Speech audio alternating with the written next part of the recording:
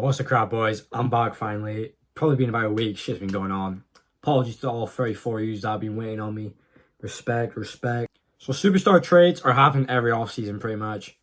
Damn near every 2 years, especially, all-star level calibers. Obviously, superstar trades don't happen that often. Obviously, KD, Harden, Kyrie, obviously Dame's about to be traded, so I guess, but obviously, trades do happen. NBA has undoubtedly one of the best off seasons in sports, football as well, or soccer. Because there's more pool of players, big money's being spent.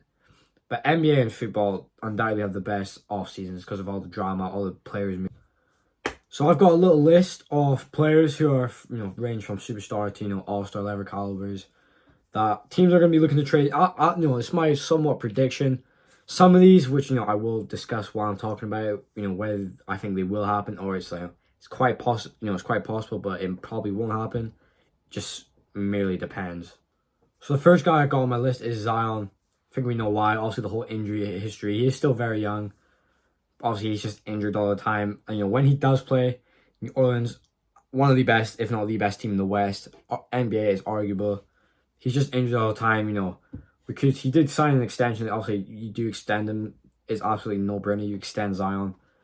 It might come to a point in the next 2 years, this season, next season, where he just keeps getting injured. It's okay, this is just a dead horse here. We have to move him away. And, there would be some team which would be willing to trade for him. Especially, if the contract's on the, lower side. He's got a year or two left, maybe free with, a player option, whatever. So I do see, teams looking to trade for him, especially, there will be a team that needs a Zion on their team. Especially, he's going to get better, even though if he does get injured. So, his value will rise. Obviously, the injury, you're trading your superstar player for, trading them away. Sometimes you're like, why should we even trade for him? I think, if he will get traded, it will happen. Obviously, I think the Pelicans should do everything they can to keep Zion. They have a great team right now. Your star duo of Zion and Brandon Ingram. They have undoubtedly one of the deepest teams in the league. We already know. Great coaching staff. They were literally the 1 seed at the start of last season before Zion got injured in January. They were fighting for it. They were in the top 3 seed, fighting for that 1 seed, getting close every game. They're going to keep him as long as he can, but the injuries keep happening. Brandon Ingram keeps getting older, and the core is just, you could say getting older. They're going from, being high in the standings at the start of the season, Zion getting injured, and they're in the play-in, lower seeds, okay, we got a problem here, we got to trade Zion, or they just blow it up. But I think, Zion as a player can definitely get traded in the future. The next player I have, which can definitely happen, I've got Luka. Obviously, before Kyrie got traded, it was okay, they're not really getting that much help from it. Obviously, Porzingis, we know how that went. Now you've got Kyrie, their team, they had a great offseason this offseason. But obviously, there has been quite a big stigma about how, Luka could ask how, blah, blah, blah. Obviously, they didn't even make the playoffs this season, let alone the play-in. They didn't even make the play-in this season. So you could see Luka asking for a trade. I don't know how to feel about it. Obviously, he has got somewhat of a ball-dominant play style, kind of like Harden, which is hard to win championships. And his condition is kind of ass, even though he still averages 32, 8, and 8. Absolutely crazy.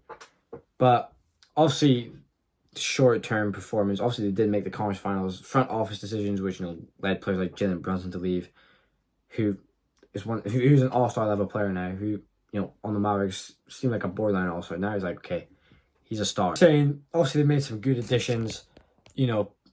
Defense is still a huge question. Obviously, Luka and Kyrie.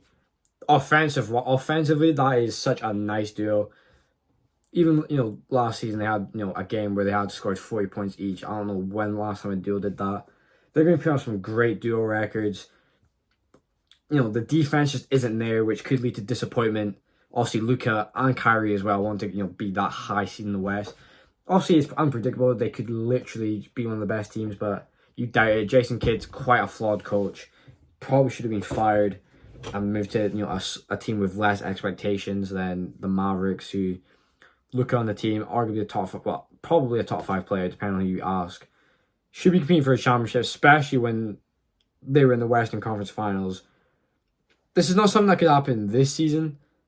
NBA is unpredictable. It could happen this season, but once Luka's contract's getting closer to, needing an extension, that's when the talks will really rise. if the Mavericks start slow, maybe even. But obviously, we have seen a lot of these superstars asking for trades deep into their contract. Ben Simmons, KD, KD signed an extension, asking for a trade. Ben Simmons, you know what I mean?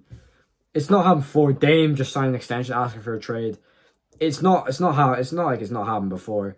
Luka could definitely ask for a trade if he's unhappy. After the Mavericks failing to build a championship roster around him. Like I said, Kyrie, that's still that is still a good move. Seemed like a bit of a panic move, which Kyrie does somewhat make them better, somewhat. But it was definitely just like, oh shit, fuck, when you make Luka happy. Here you go. So yeah, I could definitely see Luka requesting a trade. Be a big package. That'll probably be the biggest trade package in NBA history. Luka's like, woo. But this is somewhat of a small one. This is kind of like in 2 years' time. I don't really see this happening anytime soon, but who knows. Now, this is an interesting one. Giannis, obviously, the trade talks were huge a few years ago. Then he signed the extension and then won the championship. That was great to see. But now the Bucks have peaked. This is probably their last season of being great. New coach, who was an assistant coach, I forget your name. My bad, bro. I'm a casual. But yeah, new coach. Chris Middleton's an injury-prone star, 32. Drew Holiday, still arguably the best perimeter defender in the league. He's 33. Brook Lopez is getting better every season. So there's that.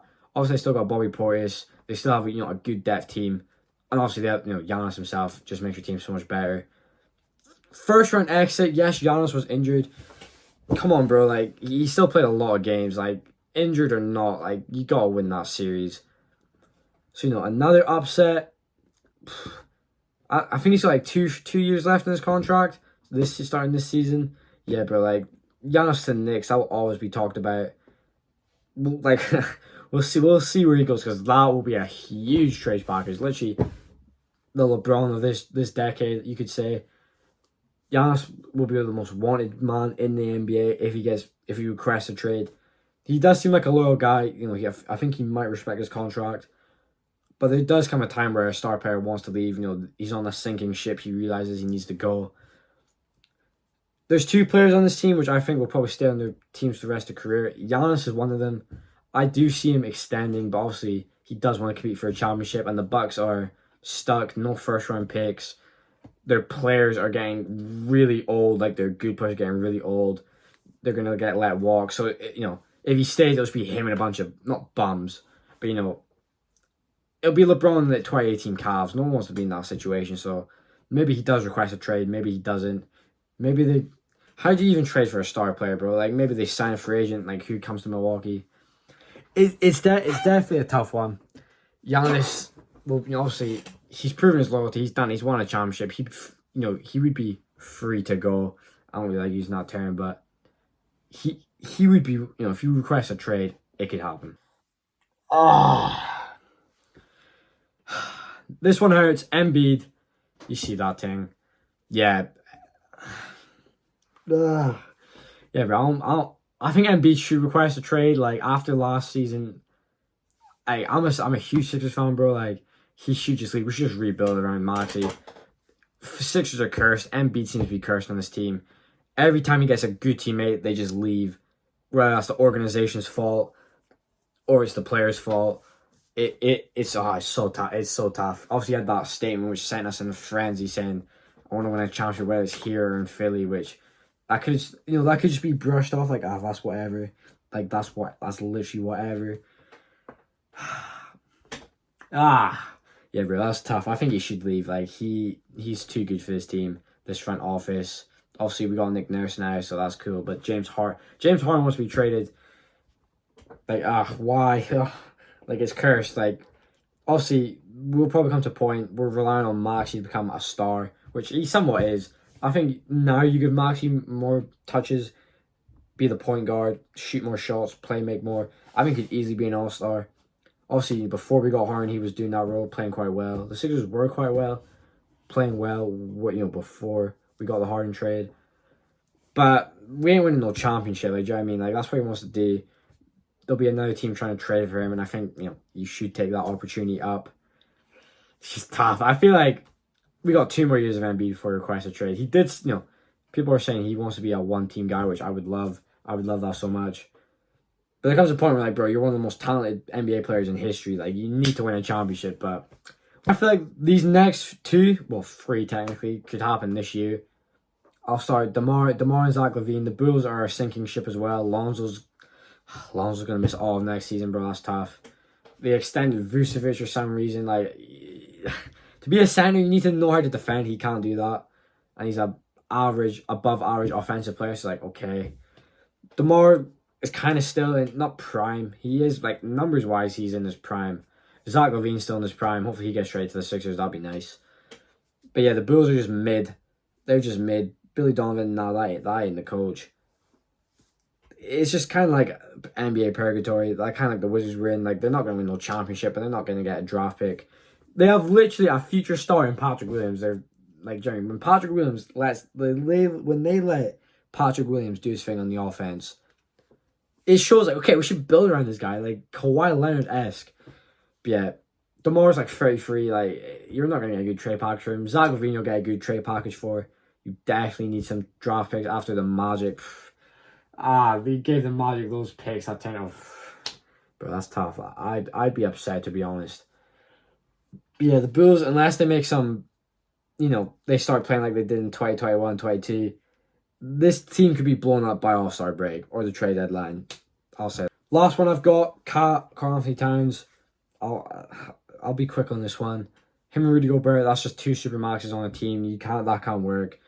They don't fit well together. Obviously, you got Anthony Edwards. That's your main focus. Rudy Gobert is still a great defender. You're probably going to keep the best defender around Anthony Edwards. Obviously, Timberwolves are probably going to be a great team next season. I think you should keep him. Like, I think you should keep Cat. Obviously, the money-wise, yeah, you probably should trade him, for being honest. But the Timberwolves are quite an underrated team. Took the Denver Nuggets to, arguably their hardest matchup with their best defender gone. And they have Rudy Gobert. I'm just playing, but like, it is pretty good. You might need to trade Cat for that money flexibility, or you trade Gobert. It's really between those two, to be honest. But I don't really got much to say about that because I don't really care. But those are all those predictions. I have all of them who I think is getting traded first. DeMar and Zach LaVine, that's too easy to say. I'll say Zion.